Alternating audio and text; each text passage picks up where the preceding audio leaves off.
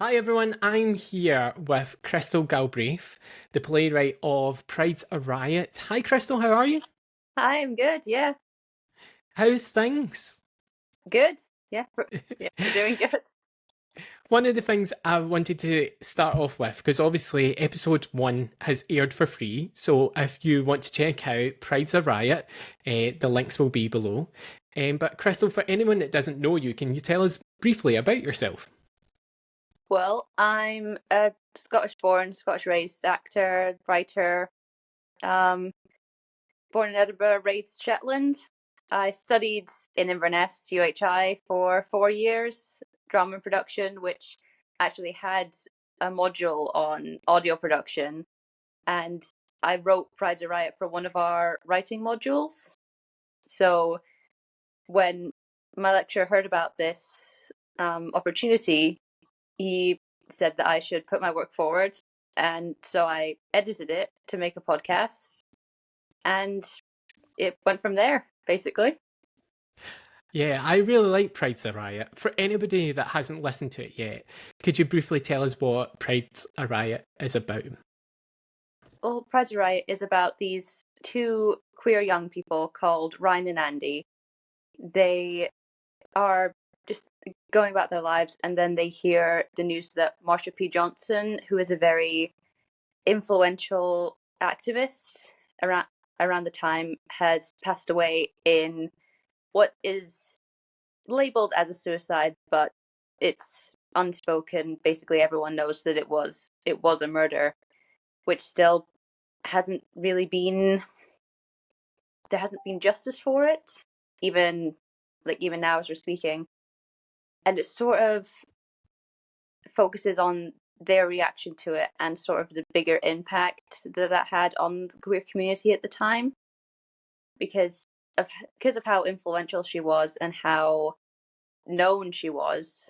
The fact that she could just be murdered and no one does anything about it really spoke to how much they felt ignored at the time, especially since this was sort of towards the end of the AIDS crisis, which was mainly in the 80s and sort of faded out in the 90s. So it was really a testament to how ignored this community felt. What made you write about this particular time period in the setting? It was at a point where in my queer society at the university, we'd recently watched a documentary on Marsha P. Johnson and the impact of her death. So that had sort of really inspired me when this writing assignment came up.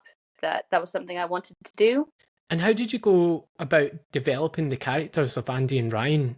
Were they based on anyone in real life, or was it just as you were writing, the development came through in the writing? They were quite similar to myself and a friend of mine. I realized kind of as I was writing it. Um, they like Andy is a fair bit more blunt and vulgar than I typically am, and yeah, Ryan is he is different to like the friend that I was referencing. But look, when I was reading through it, then I did realize that they were. It was very similar to a lot of conversations that my friend and I have. See, the dialogue feels very natural. So, how did you go about capturing the tone of the conversations? Was it because you were basing yourself in someone else, or when you were writing, did it just flow? It did feel more like a flow. I think, yeah, because I was basing it on like, myself and like someone that I speak to every day. It did feel quite natural, and just felt like a lot of typical responses. And a lot of time, not necessarily this, but when I'm writing other stuff, then like a lot that I do is just conversation. Like if I'm co-writing with somebody, then we'll have a conversation and write down what we think is good. And how did you capture the tone of the era? Because as you did say, it's not current; it's based in the 90s. So how did you make sure the conversation was of that period? it wasn't really something that I had thought about, if I'm honest. I think in a lot of regards, conversation doesn't really shift with time periods. Obviously, there's references and things that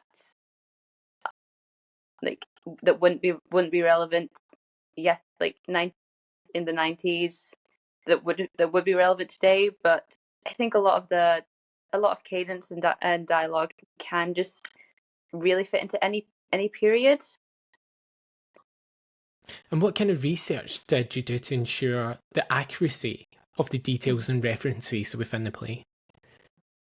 I did very specifically look up the Best of Queen soundtrack and made sure that I had picked the first song on it that was playing. I think originally, like, I had written it, I'll just add one of the fun ones. Like, I think it was, yeah, I think it was just I love to ride my bicycle was what I wrote, but then I went back and checked and was like, oh no, that's not what came first on that album. I'll make sure that I put what happened first there. And what do you think the significance of giving Andy and Ryan distinctive responses to the injustices they face? It's quite typical to the extreme reactions that people in the queer community have to experiencing a hate crime. Like there's people who want to brush it off. They want to forget about it and just like joke about it, laugh at these people, and and try and think of themselves as above it. And then there's the people who are a bit more active, who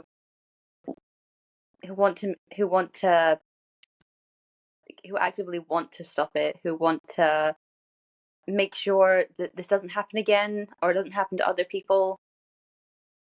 And at the end of the day, then it's the more active people who will make a difference, and not the ones who brush it off and just pretend it's not happening. And I think that's why I wanted to make sure that they had that change in the end, because like if it's always brushed off, if it's always forgotten about, then it's going to keep happening, and that's really the end of the day about it. Was that the major themes that you were hoping to convey in the play? Basically, yeah. It was mainly the fact that there's not going to be any change if anytime a hate crime happens, it gets ignored. It doesn't get reported. No one speaks about it, and no one takes any action to make sure it doesn't happen again. Otherwise, there's just people are going to keep throwing bricks through windows, and people are going to keep getting attacked for things that they can't help. Was there any other authors or any other works that influenced you, either through the style or the subject matter, that helped you write Pride's a Riot? I mean, in terms of writers, I have always been a fan of Suzanne Collins, the author of The Hunger Games. Like she has been quite influential. Recently, or in the recent history of me writing it, I did start to hear more about authors like Terry Pratchett and Neil Gaiman, who they're a lot more upbeat, a lot more, I guess I would say, like a lot more out of pocket with their writing styles, and I did really appreciate that. And I think that maybe not consciously may well have influenced some of the styles that I tried to go for. And what do you think the story Pride's a Riot adds to the overall narrative or discourse surrounding LGBTQ plus history? What is it you hope this play brings about? I do hope a lot of people have that same realization as Andy, that being docile isn't necessarily what's going to fix anything. Like, I wouldn't say that But I wouldn't go about saying like, oh no, we need to like actually fight back. It's more of a like go to the protests, catch people when they're saying things that are maybe not as PC, and like show up for the people who have had these things happen to them. Because if they're told just forget about it, pretend it didn't happen, then they're going to face these things over and over again. And did you face any challenges in writing about the subject matter or the time period? What was the hardest thing about writing Pride's a Riot?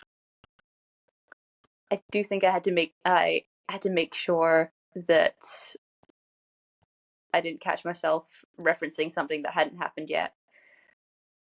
So, but I think I avoided it. Like, and I think the scene immediately after they got back from the protest was a little bit challenging for, I guess, the tone of it, because they'd just been physically attacked for possibly the first time, and that switch from we should be quiet, we should be more docile, to come off natural and not feel forced. And I do hope I managed to convey that. How would you say that you create relatable characters in your writing? I guess I do like to base characters off people that I know, and I do think a lot of characters that I have a habit of basing them off myself, or at least taking aspects of myself and putting them in there, or people that I surround myself with. So I think that does help make them relatable. And is there a writing process that you have? Like, do you have any habits or routines when you're writing? I have a habit of suddenly getting the urge to write very, very late at night, and it's not the most helpful, but like a lot of the time I will just quickly speed something out if I do have that urge, just at midnight, 1 a.m., very unhelpful times of the day. And yet not uncommon. A lot of writers have all said the same thing. It's either first thing in the morning or it's very late last at night. Yeah, How do you think something about the witching hour?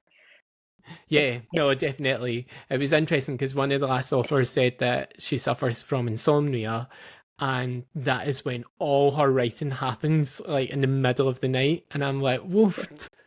But I'm definitely much of a night owl as well.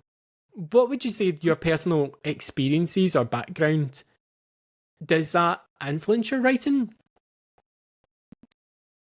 I mean, I think because I am a queer person, then I do put a lot of queer stuff into my writing. I don't think I've ever written anything that's been entirely heterosexual, even if it's not like outwardly said. So I think that's the main influence that I get just from my own daily life. And a very important question that I love to ask, and there's no right or wrong, is how do you handle criticism of your work? I like to think I do handle it quite all right. I mean, there's not an awful lot that I have shared, so I don't have too much experience with criticism, but I do like to hear feedback when I've written something, and I guess like criticism does help because it lets you know what you need to change, and like what you can not even change, but just shift about a little bit to really help get your message across, or to make things feel a bit more natural. What was the first book that influenced you, or play? I was a big fan of the Rainbow Magic books when I was a little kid. And I do think that really solidified the fact that I wanted to write. When do you find time to write? Or what's your preferred time of day? Like, obviously, you mentioned nighttime. Is it, Hmm. do you set time at nighttime, or is it more natural thing just when it calls to you? Usually, when I decide that I want to sit down and write, it's like sometime after in the afternoon, but more of it gets done late at night when I really shouldn't be writing. I should be sleeping.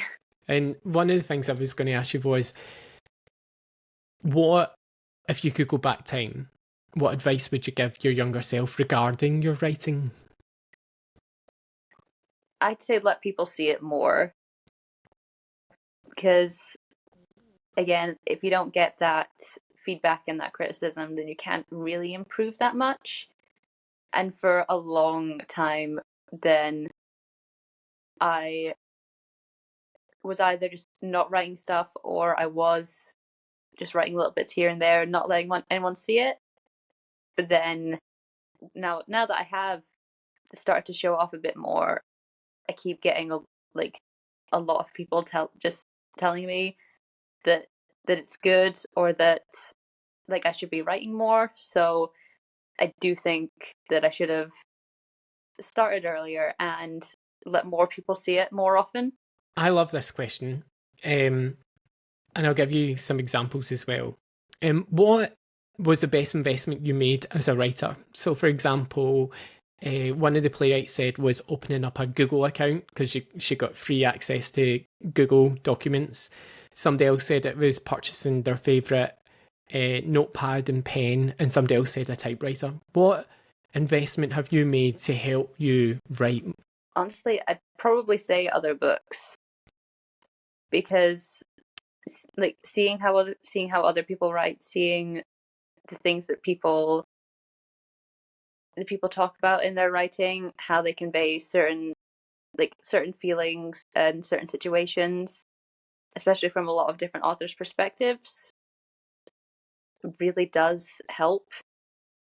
And especially like little unknown authors can really, really help. Like I see people who write on TikTok a lot, um, just really, really going for it and actually coming from no writing experience, no background, and finding something really successful. So I would say like like other people's stories is a very good investment. And can you tell us about your early writing experiences? And from that, when did you decide that you wanted to write more? When I was how old? Must have been about 9 or something. Then I decided I wanted to write a book about a magic rabbit, which I like. Which again, I wanted to turn into an entire series of all these people that had magic pets, and and I think from there, then I just really enjoyed it, and I really wanted to keep writing, and a lot of my stories got darker as they do like when you're 15 and everything is edgy, and I think just like typing doesn't quite have the same feeling as writing pencil or pen on paper, and I do think that really just wanted me to keep going, even if there were like years, like gaps of years between writing anything. How do you determine a particular play's appropriate tone or mood? I think a lot of it can feel like it comes quite naturally. Like the in Pride's a Riot, it was a very upbeat, very happy tone until until the shop window got broken. It got a bit dimmer. Then it was Andy's birthday. It got bright again, and I think the varying of tones really does it helps in writing. I don't think you should ever decide there's this one tone that is going to go through the entire book. I do think shifts make things feel more natural. They make them feel like more like this is a real story that's happening rather than a work of fiction. So I think deciding on a single tone throughout the whole thing is probably going to be to your detriment. So be open to tone shifting throughout your work, because that's just what happens when you're having situations. Things will shift. And can you share with us a memorable experience while writing Pride's a Riot or another one of your plays? I did misunderstand how I had to edit Pride's a Riot, because I thought that I had to shorten it a fair bit. So I had removed a couple of scenes that were quite important to the overall thing, and yeah, it hadn't felt right. But then, fortunately, Paul got back to me and said, "Oh no, it's the length is fine. You just have to make it audio as opposed to visual." I was like, "Okay, good." So I added all those scenes back in, and just focused on like making sure all of the audio descriptors were right rather than anything else. And what inspires you the most as a writer, and what does success mean to you from your writing perspective? Again, I think I would go back to saying like other people's work really is inspirational, and seeing like how people like can go from just only like just speaking about a story to like having it published. And I'd say success is as a writer is not linear. There's not really a point where you say, yeah, I've made it. It's more a thing of like I have published work. This feels good. I want to keep going, and I want to keep publishing work. And people like what I'm writing. That feels good, and I want to keep experiencing this feeling. So I think it's still being able to enjoy writing, no matter how long you've been doing it for. Then I would say that's what is successful. Can you tell me a book or play that changed your perspective on something in life? I'd say most recently would be Ballad of Songbirds and Snakes, because I read that a couple of years ago, and it was like it really held up to the original Hunger Games trilogy, which I wasn't. I was hoping it would, but you never know. And the thing about that is it really solidified that someone's ending isn't inevitable. Like the main theme throughout that book is that Snow, his ending was avoidable. He could have chosen not to end things like it did, but he didn't. And I do think that was a really good way of showing it, because he had so many opportunities to change his own ending, but he refused. And I think that was I really, really enjoyed it, and I really enjoyed that take that villains sometimes choose to be the villains, and I really, really enjoyed it. What experience do you want your listeners to have when listening to Pride's a Riot? Well, I wouldn't wish this on people, but I think people who have experienced a hate crime will resonate with either one or both of the two's reactions. Either like Andy's, I just brush it off. It's something that happened. There's nothing we can do about it. Or Ryan's need to change. And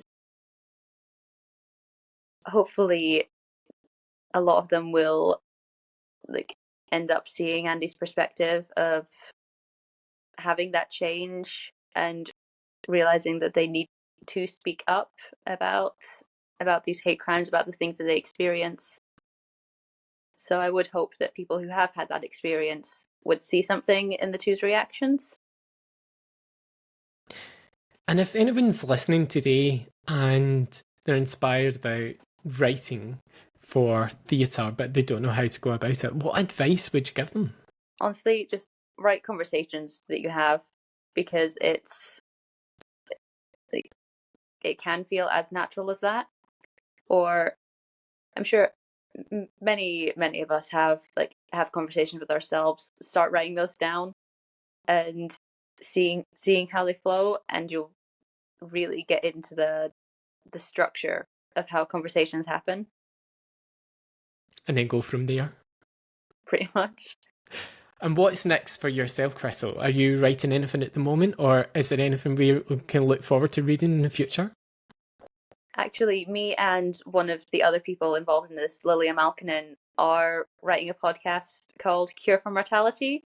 Lovely. And we are actually in the process of trying to get that recorded and assembling our cast. So look out for that in all areas where you get your podcast. Yeah. Listen, thank you so much for spending time with me. I really appreciate you being part of the podcast. No problem. Yeah. Yeah, thanks for inviting me on. You're more than welcome.